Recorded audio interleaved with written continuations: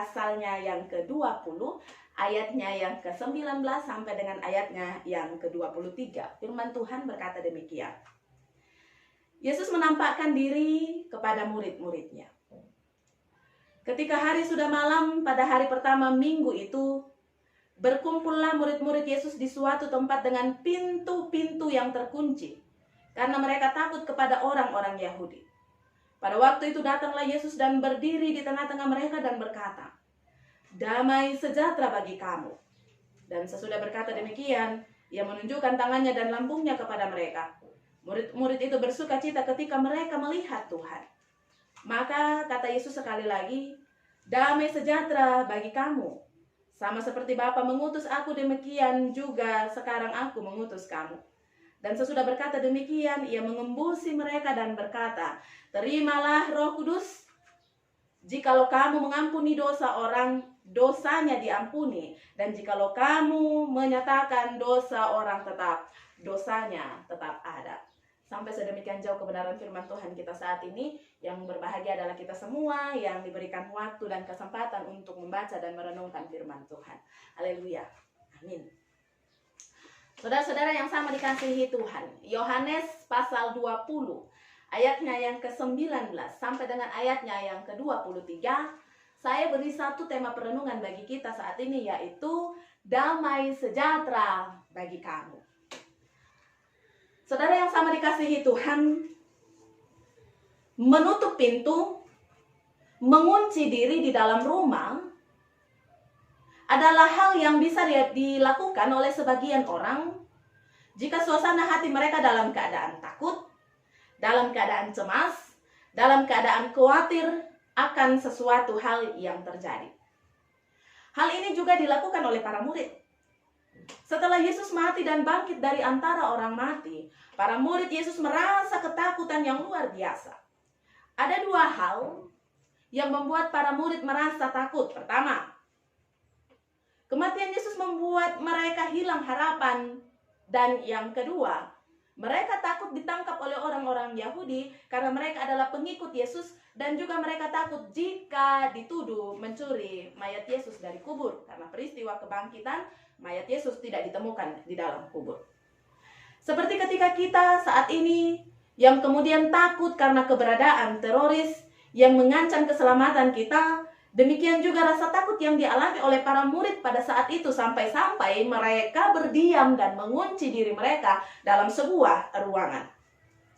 Saudara, dalam ketakutan mereka, dalam kekhawatiran para murid saat itu, Yesus hadir di tengah-tengah mereka tanpa membuka pintu ruangan mereka saat itu. 2 kali Yesus menyapa mereka dengan ucapan damai sejahtera bagi kamu.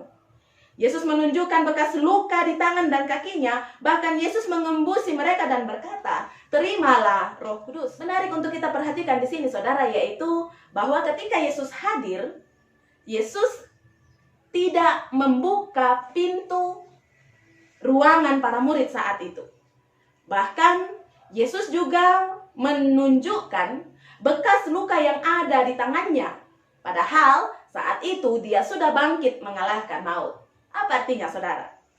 Bapak Ibu yang sama dikasihi Tuhan, dalam pergumulan dan ketakutan para murid, Yesus datang untuk menghibur dan mengembusi mereka kekuatan baru tanpa melenyapkan persoalan mereka, tanpa membuka pintu mereka.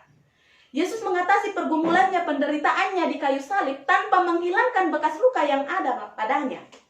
Artinya bahwa dalam setiap pergumulan dan persoalan hidup yang membuat kita ketakutan, yang membuat kita khawatir, yang membuat kita mengunci diri di dalam rumah, yang kemudian membuat kita terasa terkurung dalam suatu ruangan yang sempit, Yesus masuk dalam ketakutan kita. Yesus justru masuk dalam sebuah peristiwa yang membuat kita takut. Yesus tidak membuka pintu itu dengan sendirinya, namun Yesus kemudian mengajar kita, memberi kekuatan kepada kita, menyapa kita agar bersama-sama dengan Yesus kita membuka pintu-pintu ketakutan kita, membuka pintu-pintu kekhawatiran kita. Saat kita khawatir, Yesus mengembusi kita dengan Roh Kudus Allah. Ia menyapa kita agar kita kuat dalam menghadapi pergumulan kita. Tante Corona saat ini membuat kita takut, membuat kita cemas, membuat kita khawatir, dan membuat kita berdiam diri di dalam rumah, mengunci pintu dan membatasi semua ruang gerak kita. Walaupun kita seakan-akan terkurung dalam persoalan ini, bukan berarti bahwa Tuhan Yesus tidak peduli dengan kita. Percayalah bahwa Yesus ada bersama dengan kita dalam masalah kita saat ini. Dia selalu menyapa kita dan mengembusi kita kekuatan serta semangat agar tetap bertahan menghadapi persoalan corona saat ini. Karena itu, Bapak Ibu Saudara yang sama dikasihi Tuhan, tetaplah semangat, teruslah berdoa. Karena Tuhan Yesus berdiri di dalam persoalan kita, berdiri di dalam persoalan kita, bukan di luar persoalan kita saat ini.